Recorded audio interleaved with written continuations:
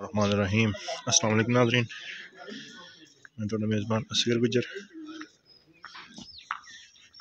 एक माई सेल की थी पिंडी जी पुल खन्ने जा रही है। ऐसा भाई से रात ही माई सुई है, सौदा हो गया। अल्लाह पाक भाई उन्हें नसीब करे, अल्लाह पाक खैरी खैरी मंजिल मकसूद ते बचा। इतने अगे रखी बच्चा एक बारी सलीम आप फड़ माज हूँ।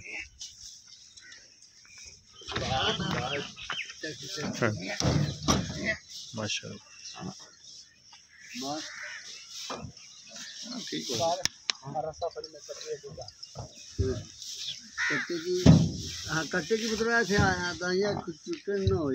सलीम ए साइड ते बन, ए साइड हाँ जी ऊपर नहीं जाते हैं।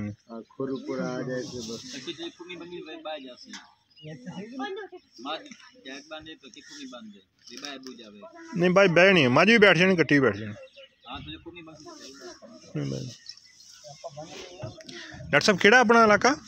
इलाका जनाब तमैर इस्लामाबाद। इस्लामाबाद मेन लोकेशन तमैर है। पुल खन्ने तो 14 किलोमीटर खाना पुल 14 ते माई लगी दिल माशाअल्लाह जी। चलो ये दुआएं करना है अल्लाह पाक बस साढ़े से बेहतरी करे। हाँ जी अल्लाह पाक भाई नसीब करे। पहले छुट्टी ठीक है।